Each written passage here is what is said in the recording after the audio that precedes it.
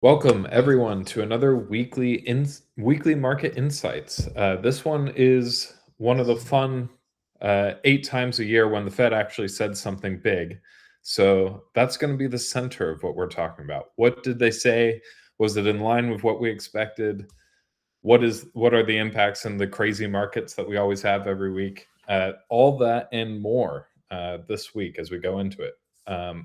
Joining us, we have our resident expert, Chris Belchamber. How are you doing? I'm doing great, thank you. It's Friday after all. Friday's always a good day. Yeah. So actually, before we get into all of what actually happened, could you frame this for people? What is the Federal Reserve, and what are these? You said 8 meetings a year that they usually come out and say something. What is that supposed to mean to us? Well, I mean, they conduct monetary policy, interest rates, and liquidity and money supply. So Congress says, we need to hear from you about what you're doing, and the key announcements from the Fed on terms of policy are these 8 meetings, which are prescribed. So there wasn't a surprise that there was a meeting on Wednesday, but they're significant. And certainly, the market is always going to be very keenly watching all these meetings. And shall I go on and say what the summary, at least, of the meeting? Well, let's frame it first. Going into the meeting, what were you expecting? What were people waiting to see and hear? Well, I think going into the meeting, he basically has set this up as he was going to be a tough chairman. No strong resolve about inflation, no question about it, and so that sounded very tough. And so people were expecting interest rate rises. Gold went down because it sounded like he was going to be tough on inflation and all of that. So that was really the first thing we heard of him, and we hadn't heard that much since. So now coming out of that setup, this was a bit of a shock because as he said in his Q&A, the economy had grown stronger. Inflation risks were still clearly there. The background is, if anything, policy stimulus, whether you look at money supply, deficits, real interest rate, all these things. I mean, you can't say that we have a tight, tough policy, given that we're 150 basis points over their target and haven't been at the target for 5 years. So he's coming in saying, okay, I'm going to be tough. And here's his first chance to do something. And he didn't do anything. He said, we're going to let the market to be free. We don't want to do forward guidance. And we're not going to raise interest rates. And there was also 3 dissenters on the FOMC board about that decision. So there were at least 3 people at the meeting of the Fed who said, actually, we should have raised interest rates.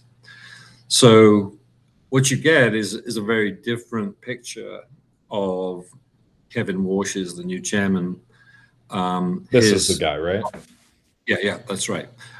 His toughness. And so that was shock.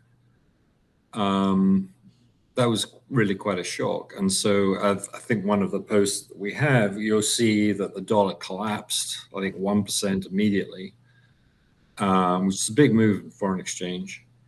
and the 30-year bond market with actually the short end came down because there were some people thought they might be raising rates, but so the short end came down, and the long yields went up, and they've now gone to a new high. So investors are perceiving a weaker stance from the Fed, and so you got higher bond yields and a lower currency, which is not really what a Fed chairman should be instilling, given the economic situation and given what he has said before. So this was quite a surprise, but we can see the game plan that I think it really sets off a new game for the markets, and I think the markets are following through on this. So hopefully the posts are going to highlight that. All right. So tell me, where are we starting? Well, we'll start from the top and go down there. Obviously, we're going to try and stick to just the ones on the point. There's so much going on; it's easy to get distracted.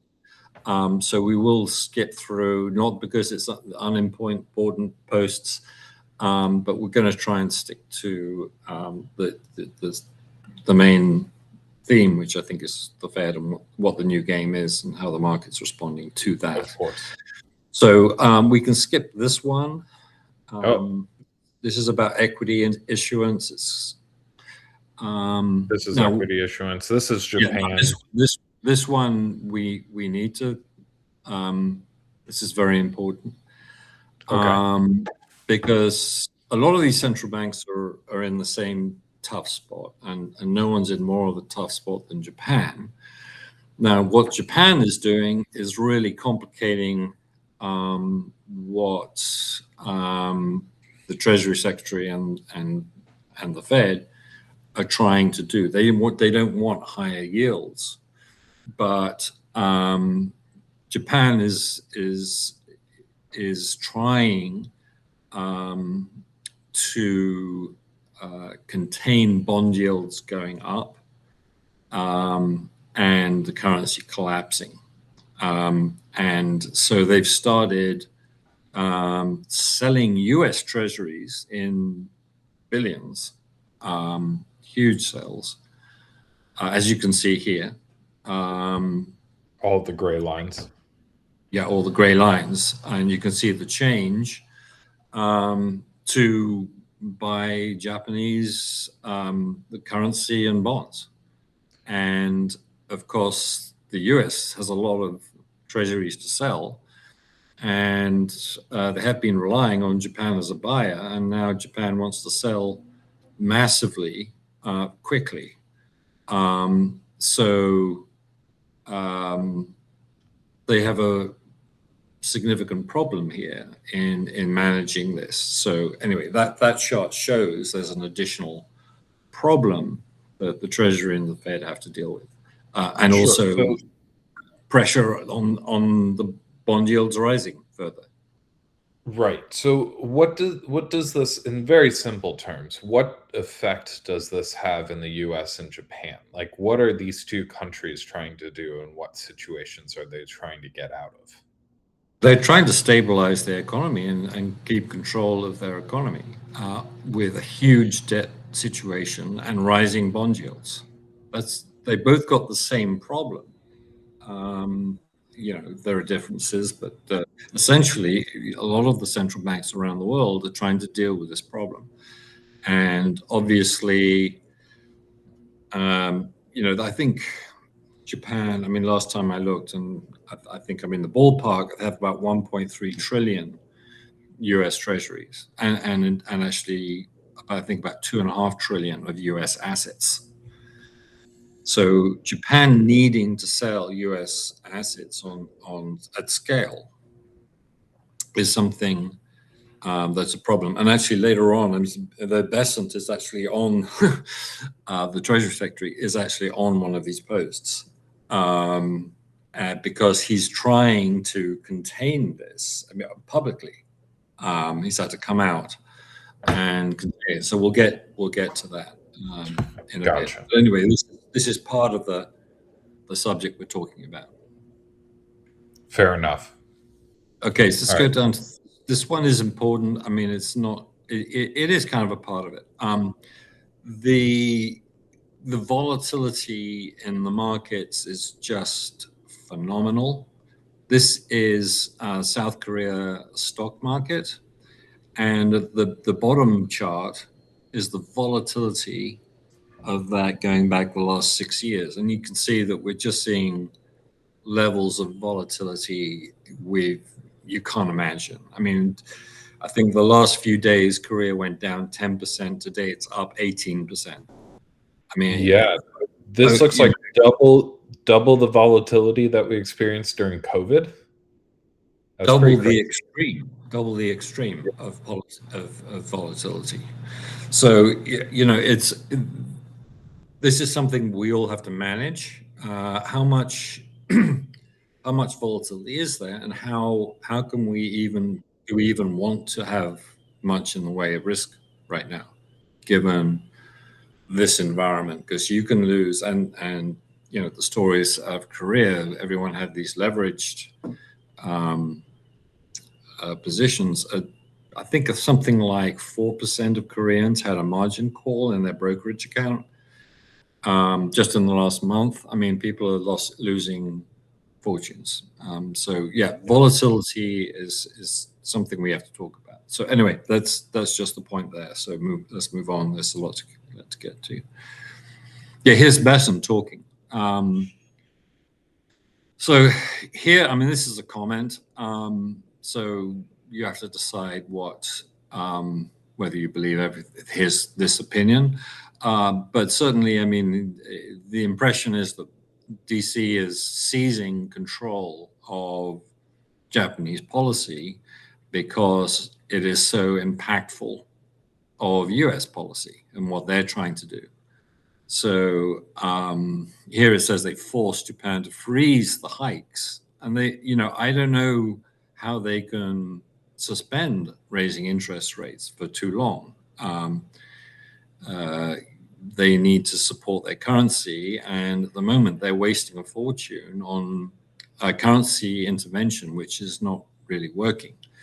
I mean, there's nothing more powerful than raising interest rates if you want to contain, strengthen your currency. So there's a lot of tension here on this issue, but it just comes down to this problem that so many central banks are facing about long-term yields. So we'll just move on from that, but it's obviously a big issue.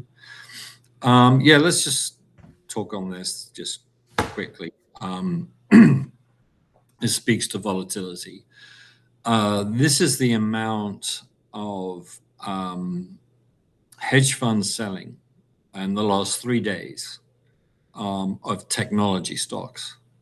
And we spent all of June. You can see it timestamped and our previous reviews saying, the AI bubble is really very fragile and watch out, high risk. And clearly, the hedge funds just stuck with momentum. And you can see that the amount of selling as a fraction of their gross market value is just record levels going back to 2017, so 10 years. And there's actually a report from Goldman Sachs that they haven't sold all their positions.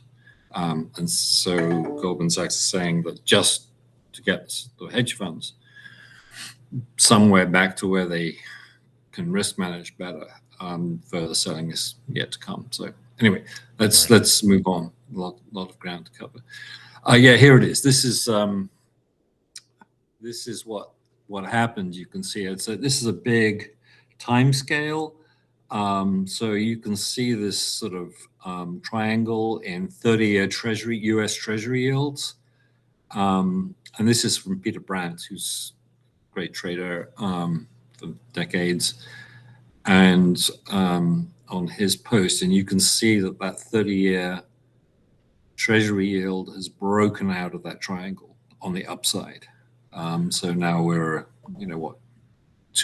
getting on for 230. Sorry, 530 yield on the 30-year.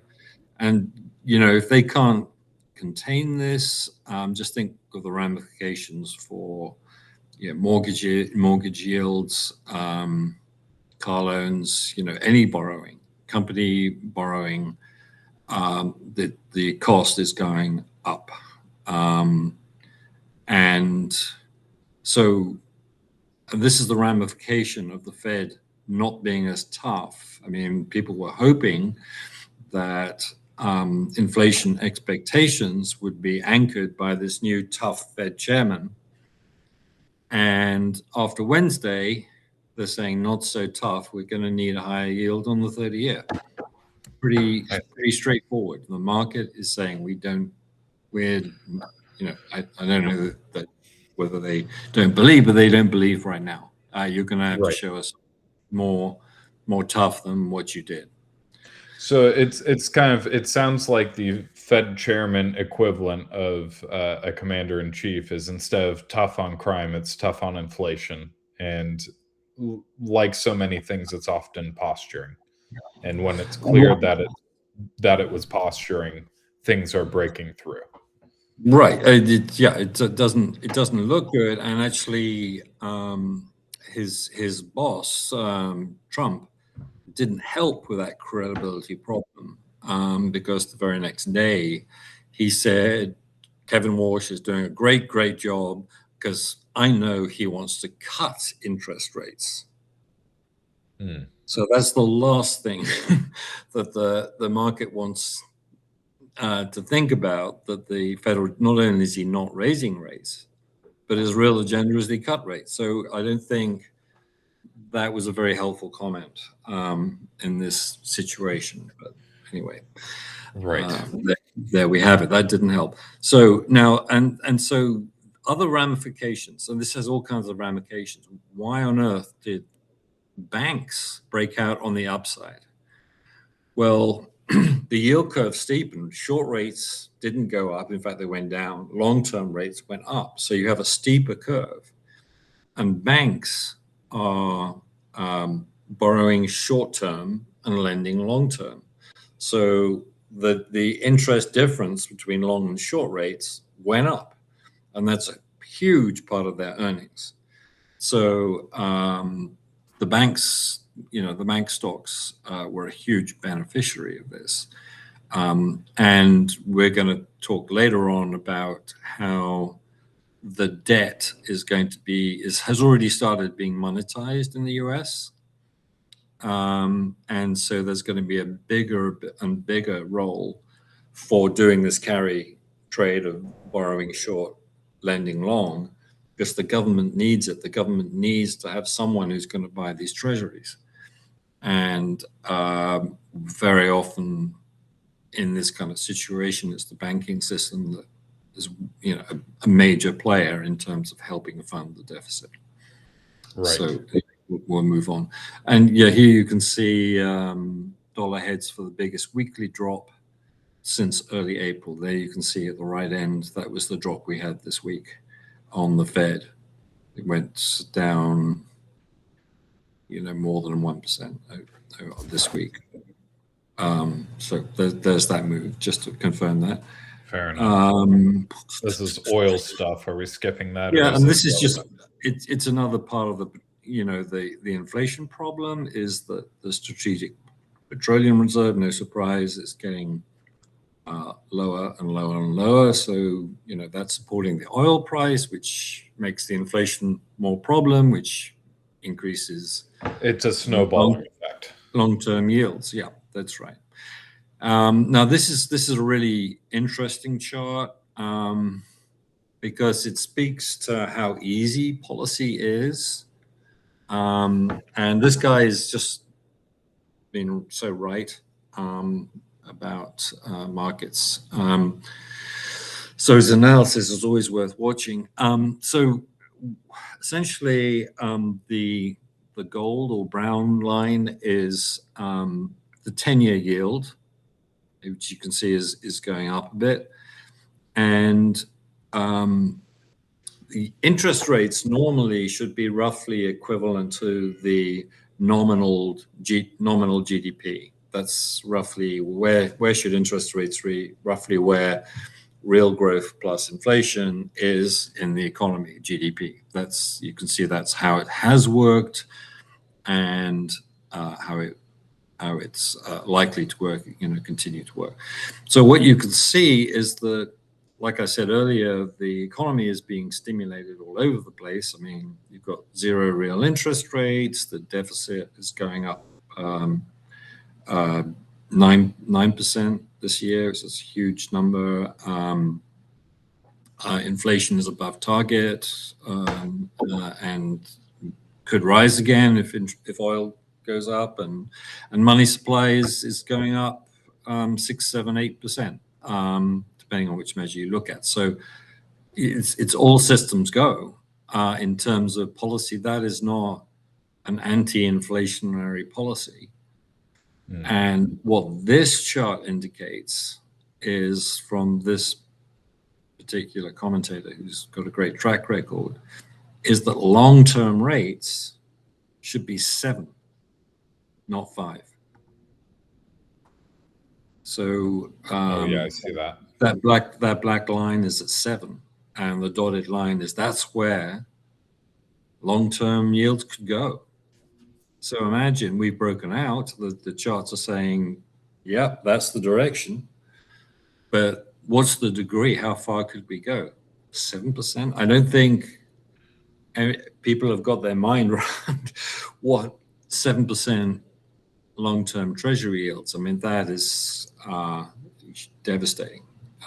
So if that's so devastating, there's this huge chunk of time here from like 1970 all the way to 2000 where we were about there and even higher. So is what this was devastating as well, or does the context matter here? Yeah, I mean, yields were high because we started with Volcker, and we had high real interest rates, and we had global deflationary circumstances. And we had positive real yields. So, bonds were a great investment for at least a couple of decades, because they were high real yields. You buy a bond and it yields 10 and inflation is 6, then hey, you're beating inflation by 4%. That's pretty good, and you're getting capital gains too because it's coming down. So they were fantastic. Now you've got the whole thing turned around. Is that they're not. There's so much debt that they have to manage, which is creating all kinds of problems in all kinds of countries. Like Japan is probably in the worst case, but Europeans have the same problem, and the US definitely has the same problem. Okay, so the difference here is whether the yields themselves are real and attached to something that actually is growing value versus fake and attached to debt. Is that the Well, it's the confidence in the currency and the financial system. That's if you got the sense that, okay, inflation is under control, there's no funding pressure, then you've got a stable background. Inflation is not under control. The deficit is out of control. Money supply, I mean, the list I went through, real interest rates are 0. It's and could go negative. So you just not. You can't get this thing to add up in a way which gives you confidence in buying long-term government bonds. And in fact, we got a negative surprise from the Fed this week. And that's where it could go. I mean, this could, it could get a lot worse. I guess I'm struggling to understand what worse means. Higher yields. I mean, if let's say mortgage rates jump 200 basis points, what's that going to do? The housing market is very weak right now. It's just gonna stop. I mean, I mean, obviously there'll be some business always, but housing is already as unaffordable as it's been for a very long period of time. And throw 200 basis points on the mortgage rate, and that's it's not going to make it better. Fair enough. All right, and then we got a few commentators immediately below, Martin Armstrong and Ray Dalio. Yeah, absolutely. And these guys are the best investors for like 40, 50 years, so you should always listen to this. And basically, the problem with the debt and servicing the debt,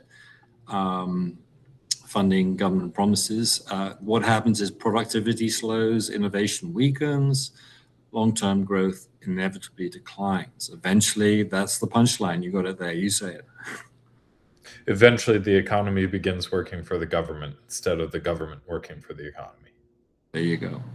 That's right. That's from Martin Armstrong. And then Dalio is more explicit. This is saying he's saying here's the pin for the bubble. You've got him on video, and you've got what he said. So I mean, some major investors are clearly animated and worried about what's going on here. And you can come back and listen to Ray Dalio. Always worth listening to. Especially when he's on Diary of a CEO. There you go. Yeah, that's where that comes from. Yeah. So here's the dollar. The dollar is clinging on to life on this uptrend. Compared, you can see that it's kind of breaking down on the support level. And if we do get inflation and Walsh is perceived to be further and further behind the curve if he does raise interest rates, then what's that going to do for the funding? It's just, can he avoid this problem? I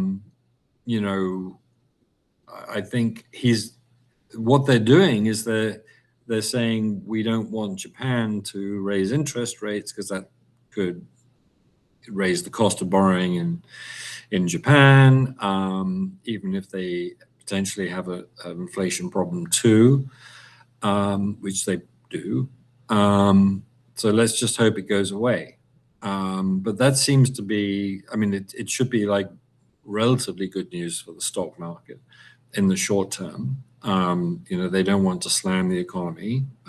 They want to keep oil prices down and interest rates down and hope that works out. The trouble is, to what extent is it hope, and to what extent are they increasing the risks if they're wrong? And I think that's where we are right now. Sure. Could you explain a little bit more? Because I think these graphs are intuitive to you and not at all to me. Right. What are these bands of resistance and support? Like, to me, I look at this graph and I see a lot of lines have been drawn roughly mirroring what we're seeing, and then something's supposed to mean something to me.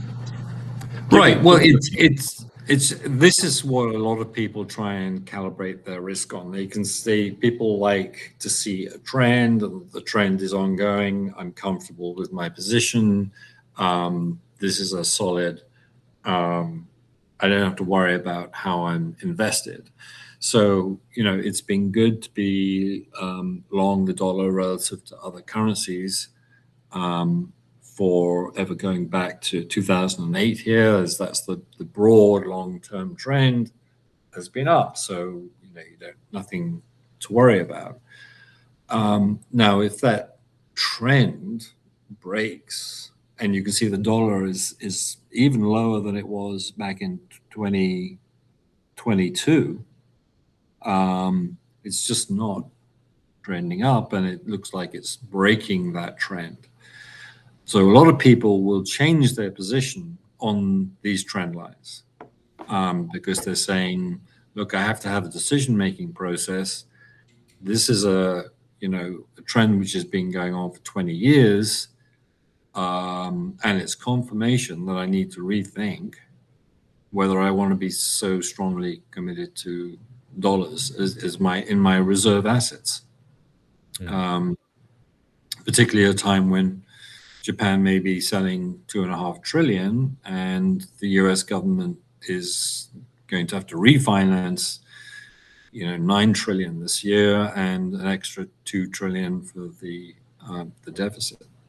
So it's going to make a lot of people with huge dollar positions think maybe I need an alternative. Right. So we are nearing the 30-minute mark. Are there a few key more graphics you want to show, or let's keep going. I think this is I don't think I'll stop as soon as I think we've covered everything. Sure. Well, yeah, just shows the long-term inflation risk. As the break-even inflation rate moved massively this week. You can see that spike at the end. That's measuring. Okay, keep going. There you can see a huge spike. Let's try and accelerate a little bit. This is really important because this is going back to the question of volatility, which investors really need to think about this. I mean, the way that I tend to look about things is that there are three market conditions. There's when volatility is low, it's much easier to make money because there's no shocks. The market behaves in a more predictable way, and your assessments can be more accurate. Then it goes into a new band, which is like a chop. It's more volatile, but it's still kind of manageable. Benefits trading rather than investing, but it's manageable. And then it goes beyond that level, and actually, usually, once it goes beyond that level of volatility, you shouldn't be trading at all. You should try and close positions and conserve capital. And we're judging what you're saying right now based off of this bottom red line here, right? Yeah, we saw what's happening in Korea. Yeah, we've never seen in 20 years anything like that volatility. Now, in addition to that, not only do we have this extraordinary volatility, but the exposure to the market is also extraordinary. This is the margin debt people have in the S&P 500. It's the red line is the change in margin debt year over year. Okay, and what you can see, the black line. I'm just when we have a chart, it's important to explain it because otherwise I can't follow what you're saying. So what's the red line? What's the black line? The big black line is the S&P 500 at the top. Okay. And those shadows on that chart are where it has verticals. The purple verticals. Yeah. Are the periods when margin debt has exploded and then collapsed. Astonishing peaks, and you can see these peaks coincided with the peak in 1972, again in 1976, again in 81, I think, or maybe a bit later than that. And you can see in every case the S&P takes a hit as those when the market goes down, you get a forced unwind. Because the most recent ones just continuing that are relatable to me. I mean, I see the dot-com bubble, I see 2008, and I see COVID. Yeah, and here we are again. So it just not only, is volatility extremely high, but leverage is extraordinary. And I would say other parts of the leverage, like options and leveraged ETFs, are actually the biggest they've all been ever. So this is just one way of looking at that. But in aggregate, a lot of people are betting like they've never betted before. When the funding cost for capital is just broken out to the upside and could go 200 basis points higher, it's not going to be helpful. Understood. Think about your risk. That is what you always say. Yeah, that's right. And here, this is what's been happening already recently. You can see on the left, even in the US market, the high beta stocks in the US have already had a drawdown of 60% in a month. So that's 60% of the value just gone. Just gone, yeah, just gone. Now maybe it's going to bounce, or am I reading this right? There you are. I couldn't see it properly. Yeah, so high beta. So yeah, high beta can rally 14% and still require 150% gain just to get back to the peak. Is that realistic? Not really. So there's so much risk in these markets, which is now losing money all of a sudden. And so we saw the hedge funds before, and people are playing a game, which is very dangerous. Right. So I'm just looking at this. Anytime I see someone say something like Bretton Woods 2.0, kind of alarm bells go off in my head. What does that mean? Well, this is another thing. I mean, this is a signal that these policymakers, this is Scott Bessent again, the Treasury Secretary, they're now actually even talking that they need a reset, they see problems that maybe they can't handle. So he's actually saying that, maybe we need a new system. He wouldn't say that unless they'd actually thought about it and maybe have something up their sleeves. So, and that's what it says in the first line, telling people to get ready for it.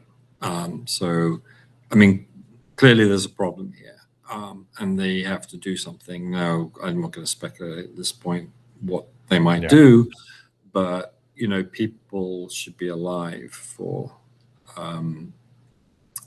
something else to happen. So yeah, okay, maybe we've gone as far as we can. I mean, there's so much going on.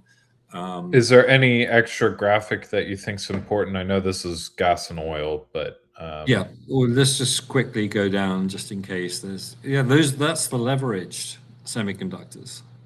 I mean, that's 3 times leveraged. And then it drops 70%.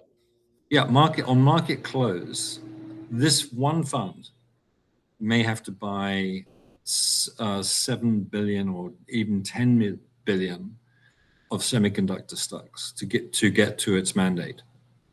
It's so big, it's dominates the market.